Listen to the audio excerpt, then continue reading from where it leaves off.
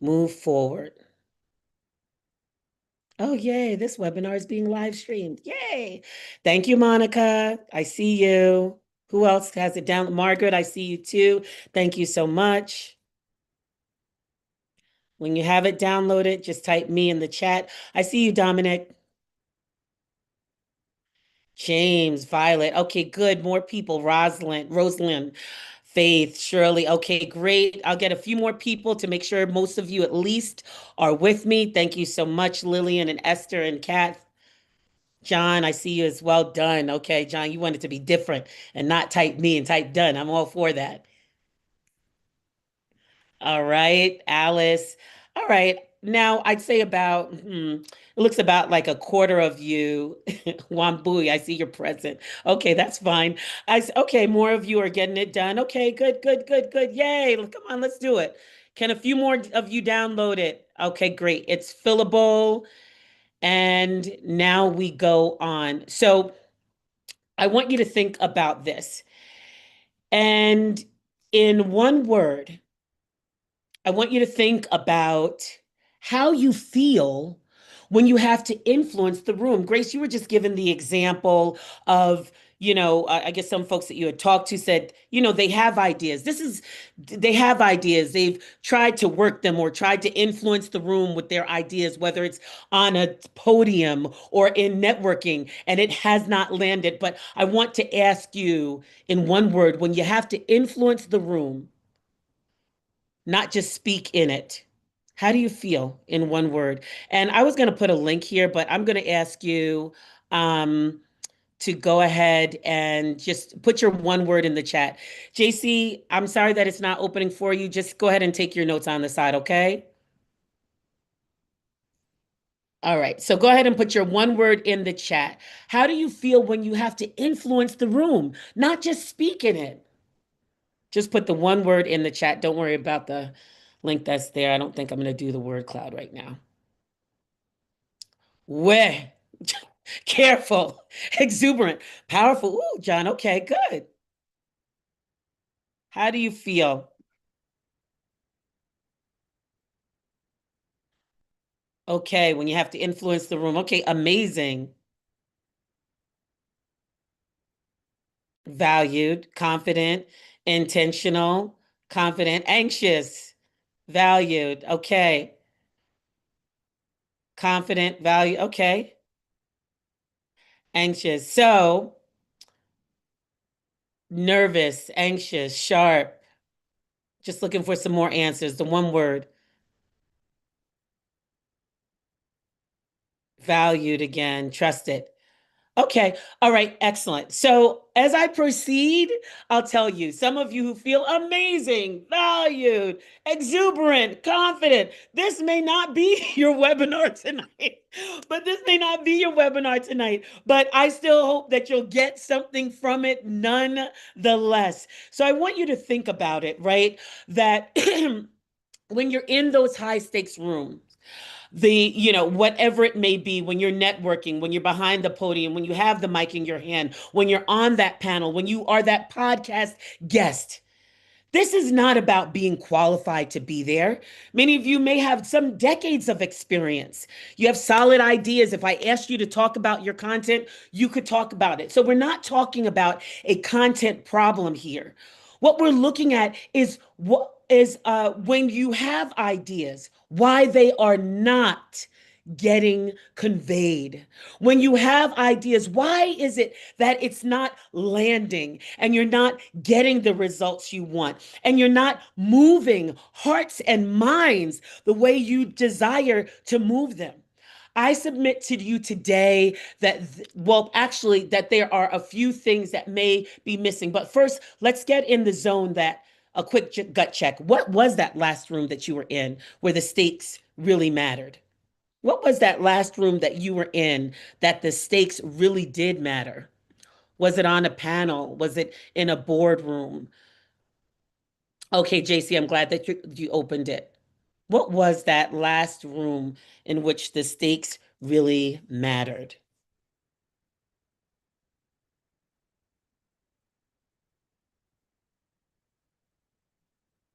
Let's see what you got. It was a board meeting, boardroom. A number of you. A panel. Okay. A board meeting. Let's keep going. Where were you that it really did matter?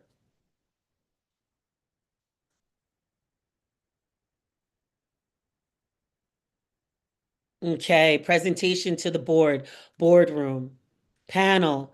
Okay. So excellent. So thinking about, oh, talent management committee meeting. Okay, Dominic, I see you. All right. Anyone else? Okay, so in thinking about that, when you think about why aren't my ideas landing or why don't I get the results that I want, I submit to you today that it comes down to three things. And it's not necessarily about speaking better. It's about three key ingredients I want to talk to you today about: purpose, connection, and conviction. You have the notes, so you can be filling this in. The three key ingredients we're going to be talking about tonight are purpose, connection, and conviction. So, what do we mean by that? Well, first, I want us to look at purpose. You've forgotten your purpose. So what I mean by that is so many times, and you can say me whenever you hear something that applies to you, you get so involved in the preparation, you forget the why you're there in the first place. Some of you have lost the plot. That's what I mean by you've forgotten your purpose. And so that is a part of the reason why your talks aren't landing, your words aren't landing. You may know everything about the content, but it's still not landing because you've forgotten the crux of the matter. So I want you to go back to basics here when you're about to speak or you're about to present or you need to command the room and think, what is the purpose of this talk, or what is the purpose of my being present in this room right now? When you get clear on that first, then everything else begins to build on that. So, purpose. Next is connection. I really want you to think about how it is that you specifically fit into that purpose and into that vision. Pause right there for a second. So, yes, you're there. You now are saying, okay, I understand the purpose of why I'm here at this networking event or why I'm here in front of investors because we need to pitch for a grant or wherever it may be. I understand why I'm here. But now I want you to add on to that. The other key ingredients is being connected to how you fit. So I'm thinking about a panel discussion that I was a part of a few months ago. And it was something on like pivoting or reinvention.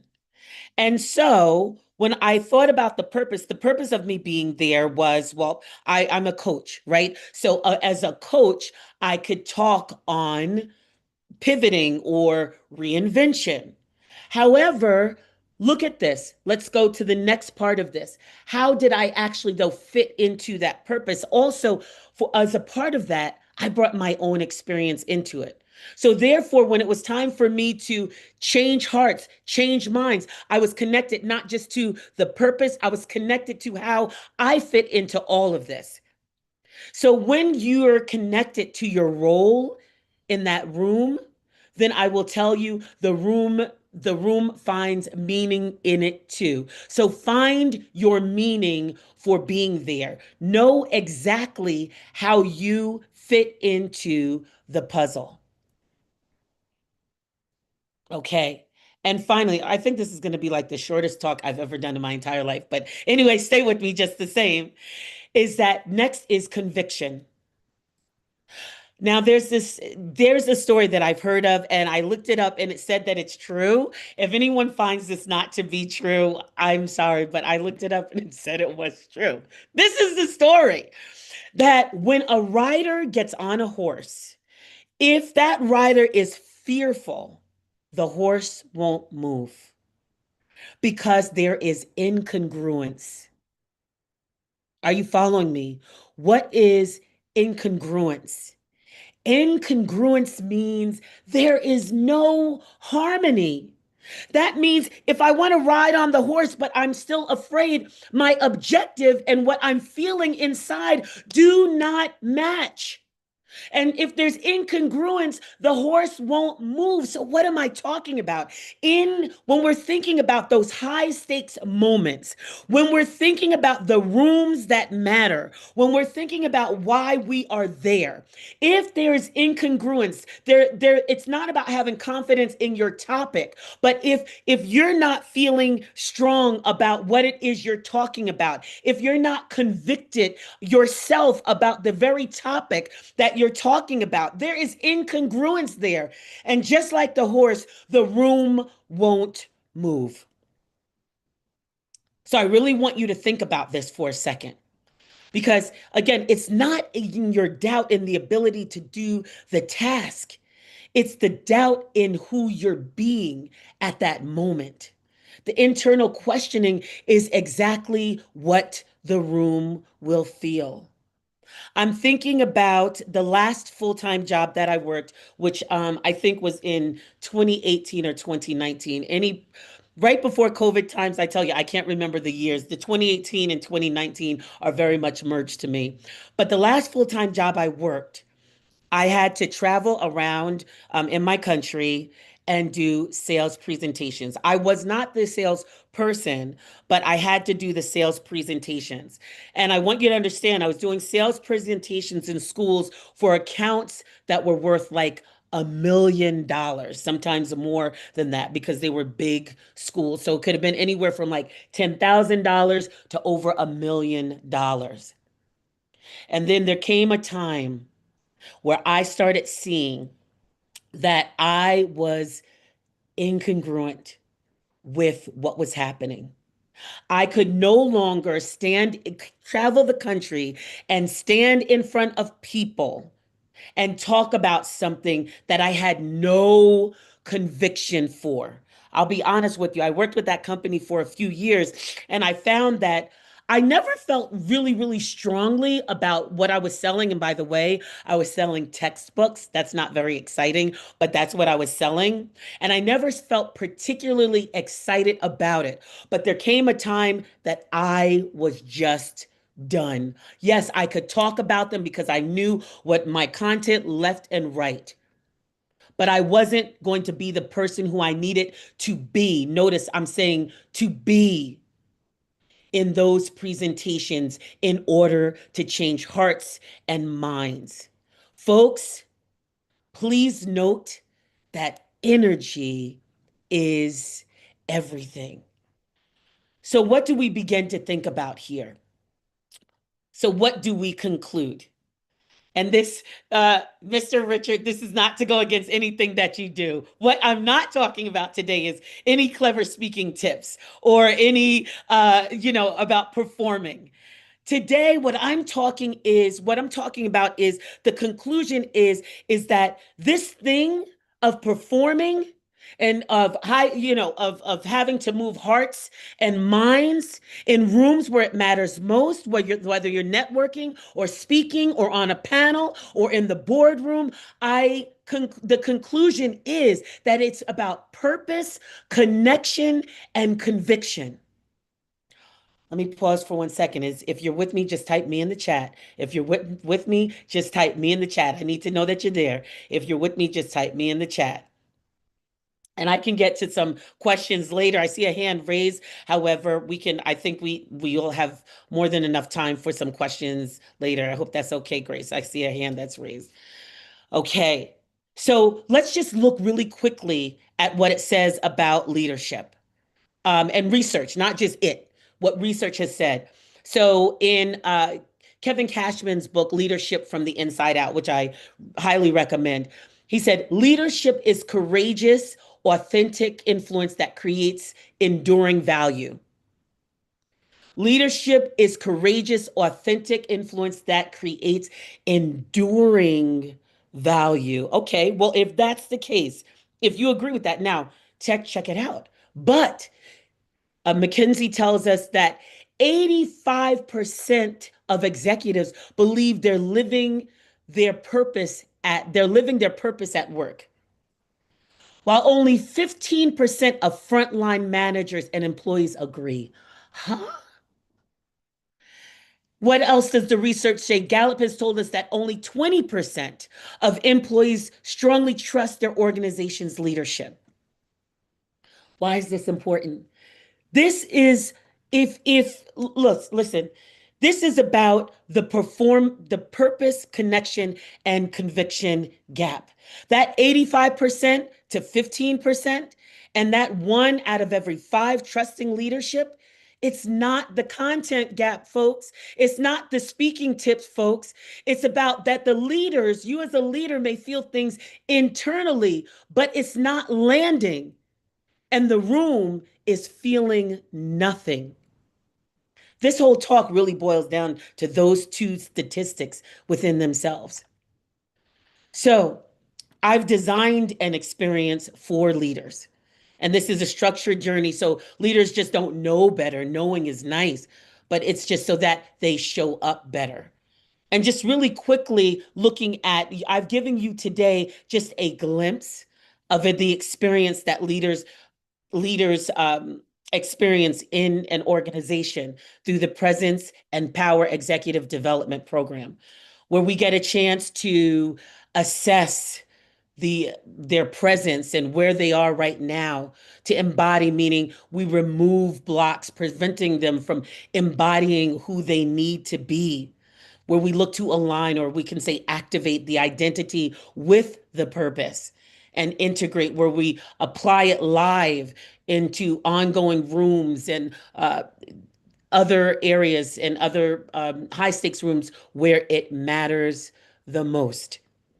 This is just a glimpse. And just to introduce myself, I am called Coach Vuyanzi, but I mean, you don't have to call me that in real life. You could just call me Vuyanzi. I am Vuyanzi, and I am an executive presence and speech advisor. I am a TEDx speaker, a five-time author. I've had 20 years plus experience in speaking, training, and coaching across 4 continents. I also am I have a master's in adult education and training and certified life, career, and executive coach. And some of you may know me just from my transformational life coaching, which I still do a bit of that too, and a former TV and radio host, where Grace was one time one of the guests on the show.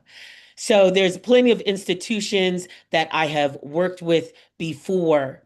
And I'd say to you, oh, let me make sure I do this.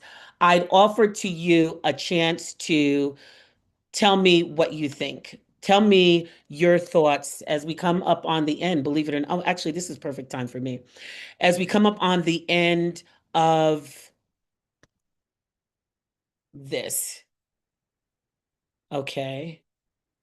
All right. As we come up on the end of this, let me know your thoughts. I'll take your questions too. So I don't know if you guys put questions in the chat, or I see Dominic's hand is raised. Dominic, I'll get to you in just a moment. And so I want to pause for a moment, ask you to go ahead and click on that form.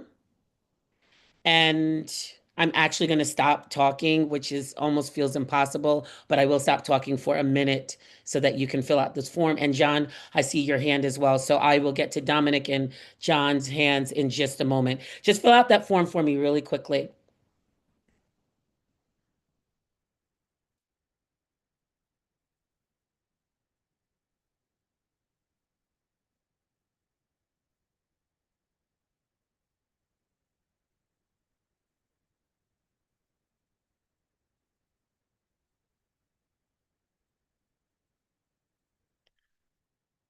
And as you fill out the form and we come to an end, you are welcome to book a discovery call. But I want you to all understand that presence and power is less, oh Jesus, is less about oh sorry, I'm so the cat has jumped on my lap. Lord have, I'm cat sitting, the cat has jumped on my lap. This is what you don't want to happen.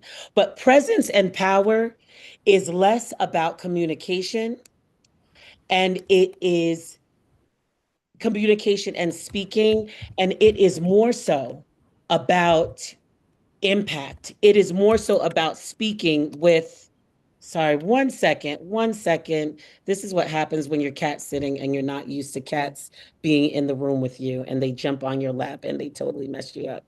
And also, this is about being authentic too in your presence. All right, so I'm going to do this in the dark. I'll get it in a second. But I want to explain to you that presence and power is less about communication and speaking and more about who you're being, right? I'm being my authentic self. The cat has jumped on my lap, knocked the power out of the computer, and here I sit now in the dark. And this is about the impact that you have on the people around you. And I just share really quickly this quote by Dr. Martin Luther King. And it said, "For some strange reason, I can never be what I ought to be until you are what you ought to be. And you can never be what you ought to be until I am what I ought to be.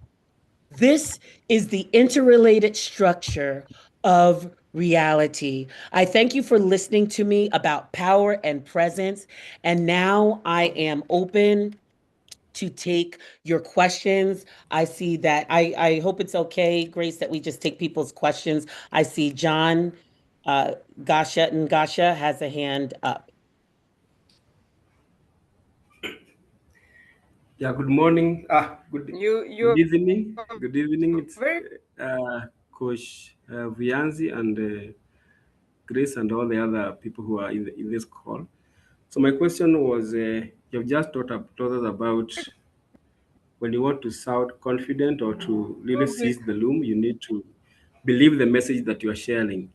Mm, And I've seen politicians being so confident when they are sharing something or they are talking about something, even if that something is something that does not exist or is they are lying. How are they able to fake that executive presence? That because was my they believe the lie. You tell something enough to yourself. This is a fact. You can tell something enough to yourself and you can believe it. Even when it's a lie, John. That's just a fact. So when you're talking about people who are standing up and lying and they're confident in their lies, confidence, let's be clear about something, right? Because this is about internal to external. And if people, politicians in this country, politicians from where I'm from, have lies to tell, or anyone has lies to tell that they are confident in, then they're going to exude that. They believe the lie. So, I mean, that's what that is. thank you. You're welcome. Dominic, you had a question too. Your hand was up, Dominic, if you're still around.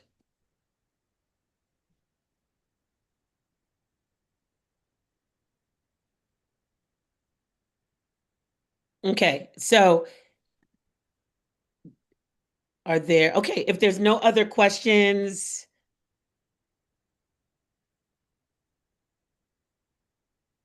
Grace or Richard, I turn this back over to you. I thank everyone for listening. I hopefully everyone filled out the survey link. If there's no questions about purpose, connection, or conviction, then thank you. And that's all I have for you this evening. Actually, I think it was fine because I ended at the time I think I wanted to end. always a pleasure listening to you, and we always learn something new. Ladies and gentlemen, you can ask your questions. Um, uh, there's this word that everyone talks about, confidence, confidence. How do I gain confidence? I don't know that you can hear me. My internet has been misbehaving today. I can hear you well, very well, Grace. Go ahead. I'm sorry, the question about confidence?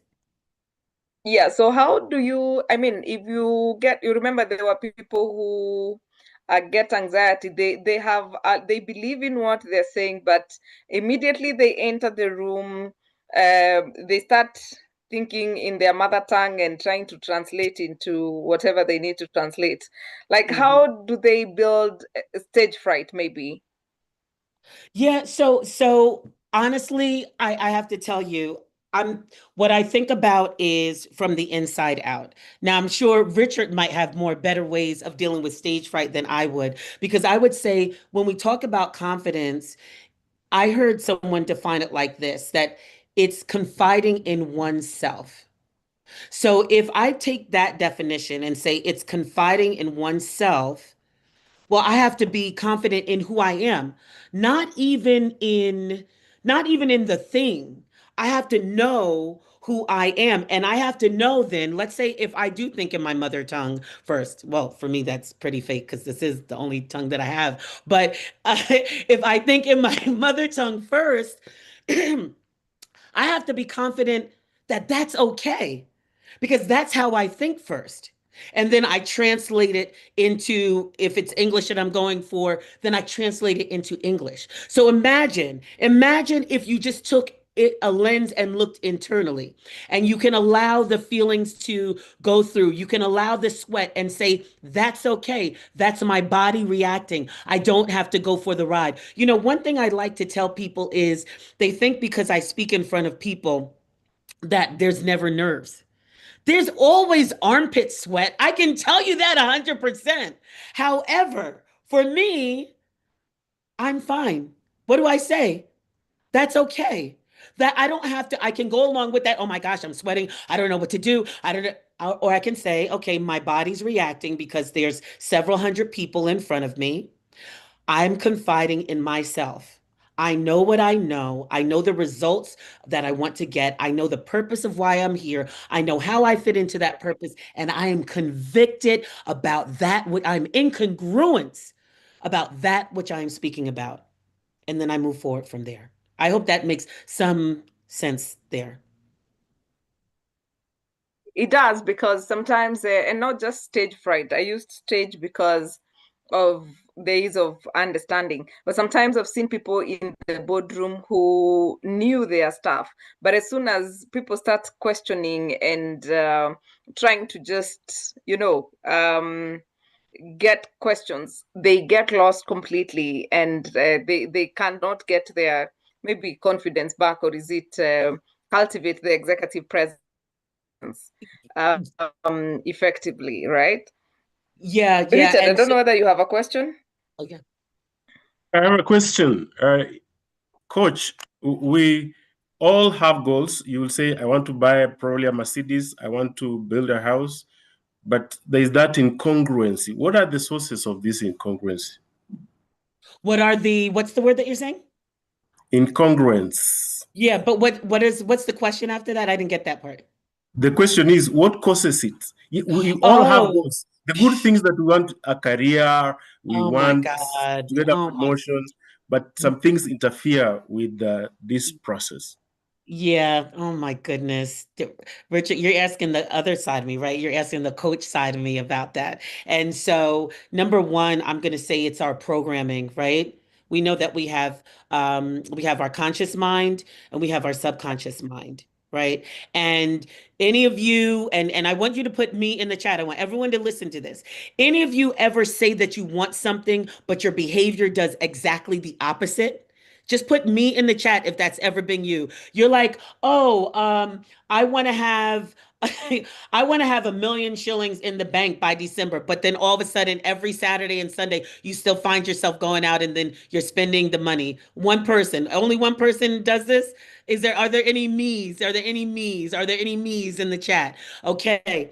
And I love when I say enemies because it's enemies, right? It's the enemies. It's like our conscious mind is the enemy of our subconscious mind. So everyone needs to know that when you talk about what causes that incongruence, is that 95% of our programming is subconscious. 95%.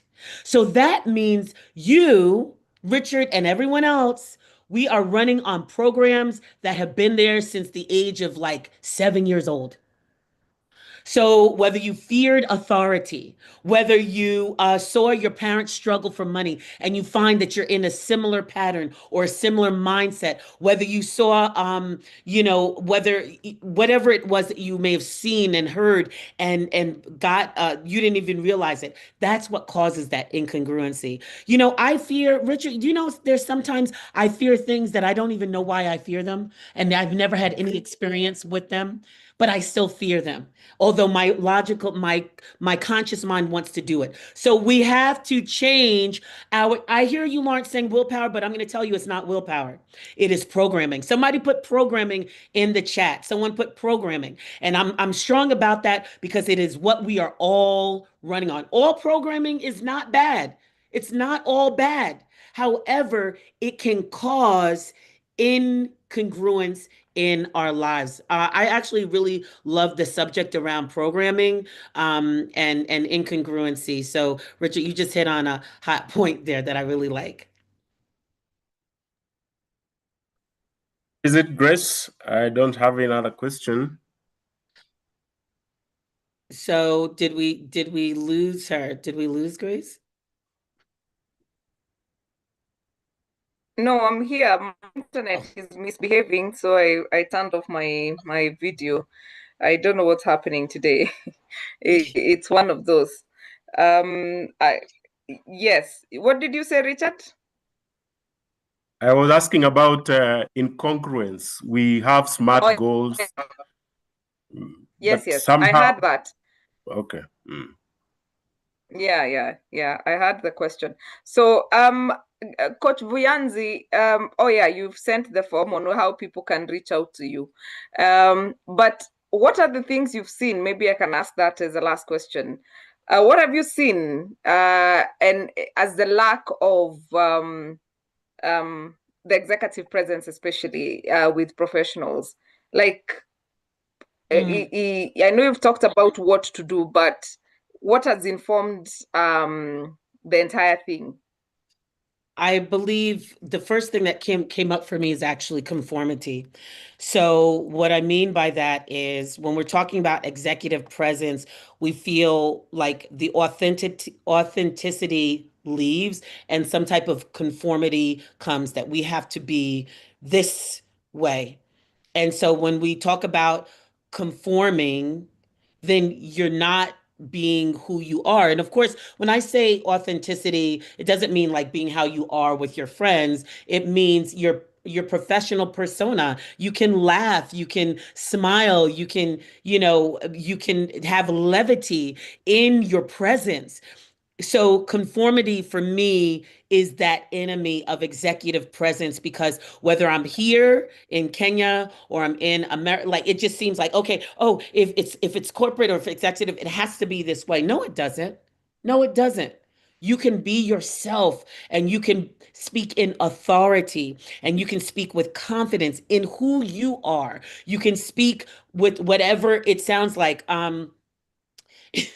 So I'll say, and even because I'm going back to the mother tongue, because even when I'm in the States, I have a particular accent, and that a lot of people will know where I'm from by how I speak. And I just embrace that. People know, oh, you must be from New York or New Jersey. I embrace that. I say coffee, I say talk. Like, I don't say coffee or talk. Like, it's how I speak. And I'm okay. Like, I trust in how I speak, that my message will be delivered. Why? Because this is talking about from the inside out. And all these other things are just the external things. But when I speak, are you moved?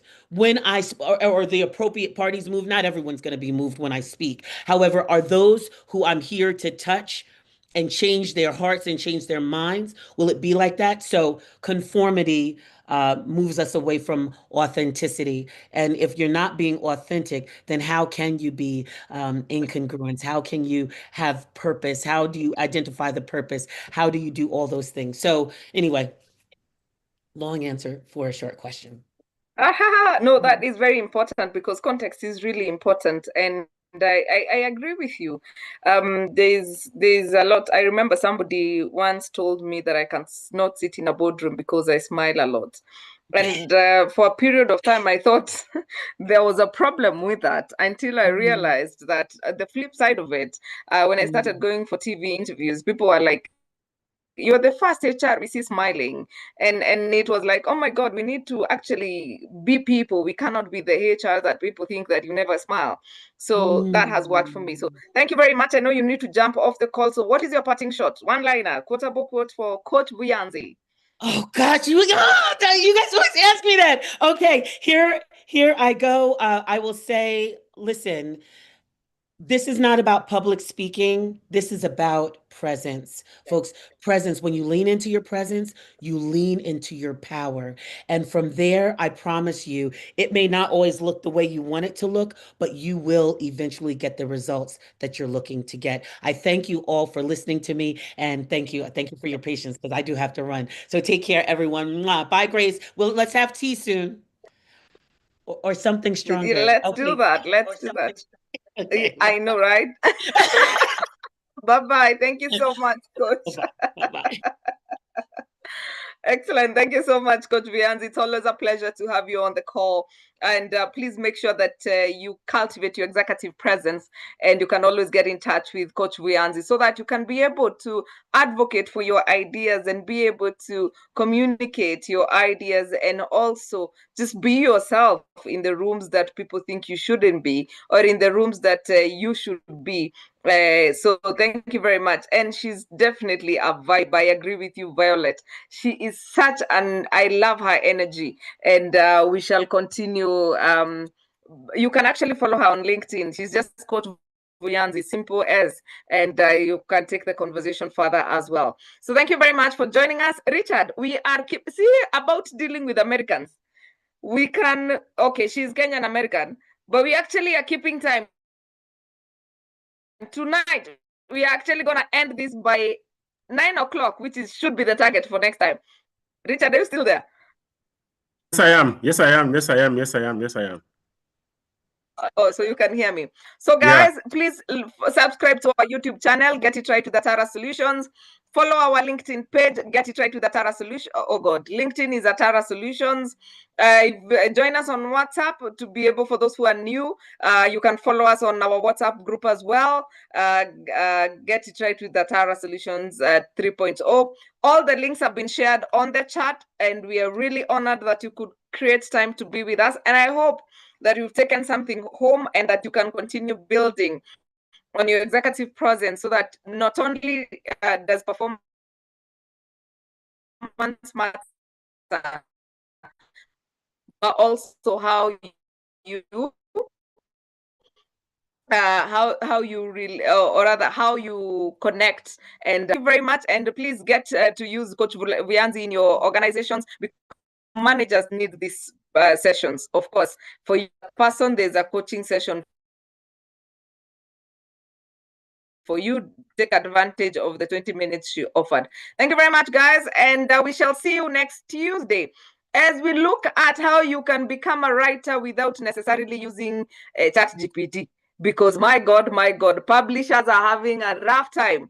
And you know, all your stories look the same because you keep using ChatGPT and the other, the other AI tools. So next Tuesday, we're going to be looking at how do you become a writer with responsible use of AI, but also it becomes authentically you. See you next Tuesday, same time, same place, as we discuss something else. And please join our WhatsApp group. The link is on the chat. Follow us on Instagram at Atara Solutions.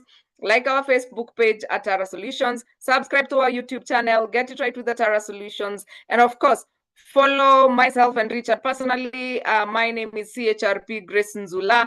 And of course, Richard is Richard Jelican Magoma on LinkedIn. See you next week. Have a lovely night. Adios.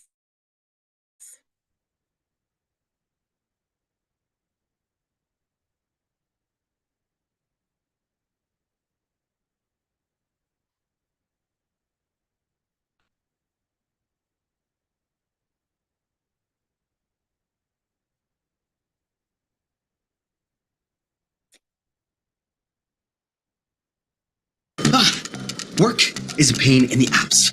My files are in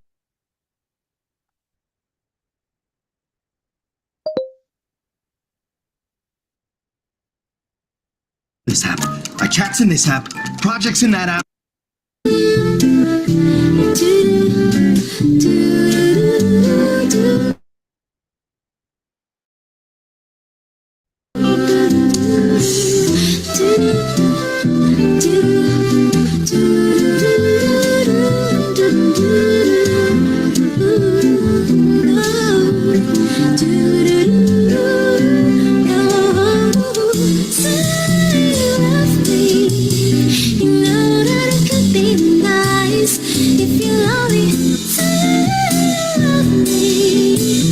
Don't treat me like you were supposed to love. Please love me. I'll be yours and you'll be mine. If you only say you love me, darling, things would really work out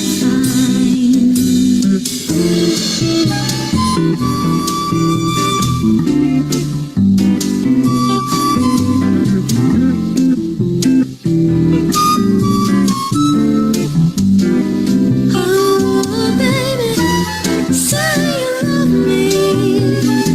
Do-do-do-do, yeah, yeah, baby. Say you love me.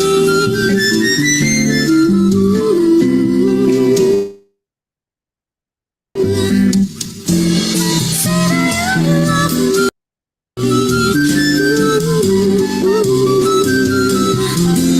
Say that you love me. Say that you love me. Say that you love me. Say that you love me.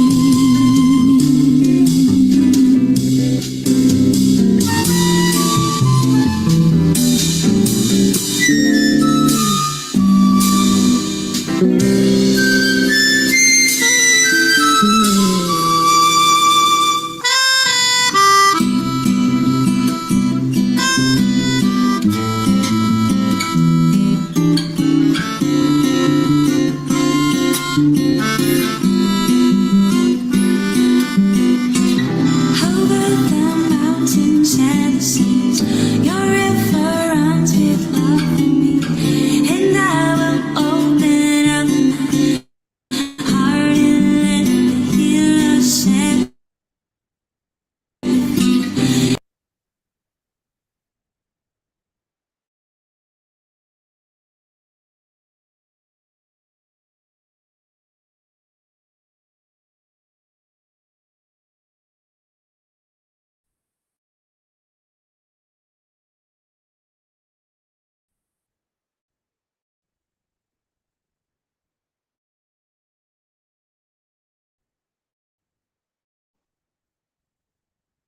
Yeah, Poppy?